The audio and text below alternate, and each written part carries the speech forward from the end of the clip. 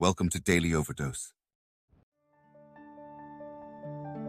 But I think one of the reasons why these people have this deep-seated anger and resentment is there's a bunch of people out there that have these lives that are deeply unsatisfying. Because I think there are so many people that are working all day long doing something that is deeply unsatisfying and almost painful. Yeah, soul killing. Soul killing. Yeah. They're stuck in traffic all day, and then they're stuck in a cubicle after that.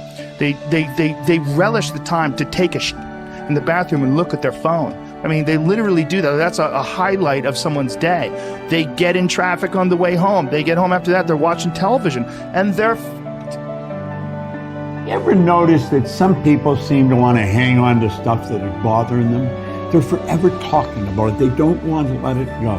They've had a failure at something and it's dwelling. I can't get over it. They just can't get over it. Or somebody said something nasty to them. They don't want to let it go. Do you know what we should do? We should ask ourselves, everything that happens, is this serving you? Is this serving you? And if it's not serving you, get rid of it. You don't want anything in your life that's not serving you, that's not causing you to grow, that's not adding to the quality of your life. I don't care what it is. You will find some people, they just hold on to bad stuff. They hold on to problems. They don't want to seem to let it go. And that adds more problems. Whatever you focus on grows. The only thing that can grow is the thing you give energy to. Why would you hold on to anything that's not serving you?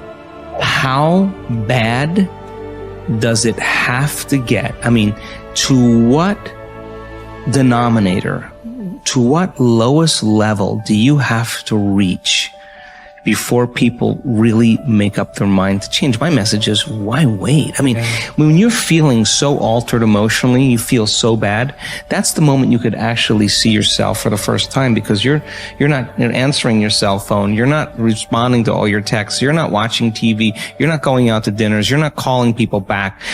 Something's altered in you and you're starting to become self-aware, right? I dare you to analyze yourself first, your company first, your character, your behavior, your work ethics. I dare you to analyze it and see if there's any change you can make. See, you cannot manage time, but you can manage activity. You can manage your activities. Make certain that what you're doing really makes a difference. Make certain that you're spending your time on activities that are productive, that are taking you in the direction of your goal. If you think about the person that you want to become, what's that person do every day that you don't do right now? And when you start to do the thing that the person you want to become is doing, you leverage something called behavioral activation therapy. And that is a whole body of research that says when you act like the person you want to become, it's the most powerful way to change a habit. It's even better therapy than talk therapy, because the action proves to your brain that you're becoming that person. You're seeing the change through the action, and so then the brain catches up and starts to relate to you like a person that's confident, or a person who adores their appearance, or a person that celebrates themselves exactly as they are. Before you start the day, ask yourself, how do I want to think today? How do I want to feel? How do I want to behave? I mean, what would greatness look like? What would love look like today? What could I do that would be really cool for me at the end of the day? Say, wow, so I had a good day today. What would make me feel that way? And if you can't find an answer to that, start reading. Who reads anymore? Read a book. I read so many books a week. I know, I'm that way too. So read something about, you want to be wealthy? Read a book about someone who became wealthy, and get real and realize they may have failed 50 times before they actually pulled it off. Or what were their characteristics? What were their traits? What made them? So it wasn't about their wealth, it was about who they became. That's the key, right? So fill your brain with a little knowledge, and then just start asking yourself, what's the greatest expression of myself that I can be today?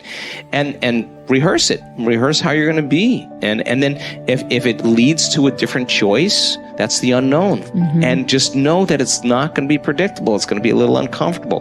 That's where the magic happens. If you can stay relaxed and awake in the unknown, things get pretty exciting. When you're back to the known, you're back to the familiar. Don't expect anything to change in your life. And if you say it's that person or that circumstance, you defaulted and went back to the program of the victim, allowing your outer environment controlling your thoughts and feelings. If you truly do this well, this is what I discovered. If I truly feel the feelings of my future before they occur, and I live in that state, I'm no longer looking for it to happen. How could I look for it if I feel like it already has, right? So I try to stay in that state, because then I'm not separate from it. And that tends to be when the magic happens. There's no control anymore. There's no predicting. There's no perfectionism. There's none of. All there is just kind of an experiment. Like, I'm experimenting to see if I change my thoughts and feelings, if my life will change. And that should be the experiment everybody has. And do it with curiosity, and do it with just seeing if the experiment works. If it doesn't, change something else about yourself until it starts to work. Deciding who are we going to be. You know, we shouldn't hope to end up one day a magnificent, strong, beautiful, capable, kind, loving person. We should start living like that today, hopefully, so that we become that. That who we become is not an accident, but hopefully a purposeful intent. That our days and how we approach our days are literally driven by the intention of who we're going to bring. That we bring our character into each of the circumstances of our lives, and by doing that, maybe we can't always direct every circumstance of our life. We can't control everything, but we can certainly control our responses to them. We can certainly dictate who we're going to be in those circumstances, and that helps us achieve our ultimate destiny that we desire, not one that just lands on us. I think the other thing that really comes to people's into their power is when they really discover that, you know, each of our days is something that we can also design. Not just design who you're going to be, how are you going to design your day? What's this day going to be about? What's going to get your attention? What's going to get your focus? And what should not be getting your focus is just your inbox, or just what I call browser blackout, clicking around on all these blue links or images, or swiping here and swiping there, and then losing 4 or 5 hours of your day. Because what ends up happening for so many people is they lose 2 or 3 hours to distraction each day, maybe 4 hours of distraction of television a day. And over the course of their lives, now a decade is gone of opportunity, a decade of missed opportunities to connect with your family, to achieve your dreams, to work a little harder, to contribute that thing you always contribute, to learn that skill that you wanted to learn. Like, we have to decide on our days. We have to design them. We have to wake up and decide what this day is going to be about, what's going to get done, what's going to deserve our focus, who will we reach out to, instead of just responding to everybody else's needs. Look back over your life and ask yourself, what activities, behaviors, or decisions have been most responsible for my success in life to date?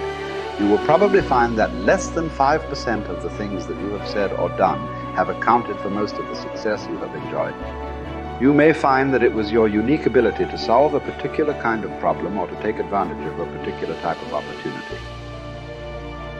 You may find that your special talent was an interpersonal skill that enabled you to influence and persuade other people at a particular time and place. You may find, on analysis, that it was an ability to take charge and accept responsibility for accomplishing a particular goal. Whatever has been responsible for your successes in life to date may be a good indication what you should be doing in the future. Analyze your work based on the measure that I call return on energy. Leaders in every field deliberately apply their talents and energies where they can achieve their greatest return on the amount of energy, mental, emotional, and physical, that they invest in any endeavor. They refuse to take on jobs or work in areas where they cannot perform at exceptional levels. They treat themselves as valuable resources, and they spend their energies very carefully. One of the questions that you might continually ask yourself is this the best possible use of my time and energy? Is what you are doing right now the most valuable thing that you could be doing, given your particular combination of talents and abilities? Often answering this question will help you to see that there is a vast difference between what you are currently doing and what you should be doing if you want to be fulfilling more of your potential. Once you have chosen your ideal job or occupation for this stage of your career, your biggest responsibility is to make the decision to become very good and then to become excellent at what you do. In a lengthy study on successful Americans, the Gallup organization discovered that expertise, or being recognized by your peers as one of the very best in your field, was one of the essential ingredients for success in American life. We said before that self-confidence comes from positive knowing rather than positive thinking.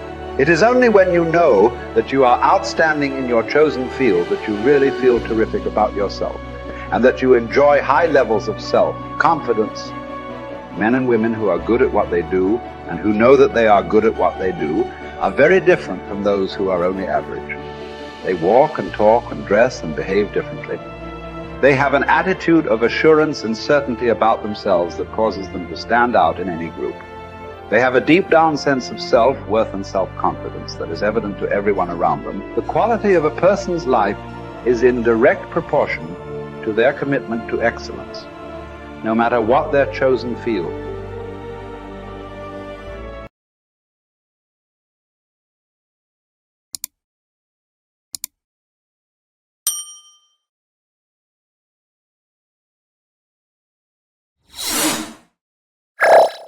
Thank you for watching our videos.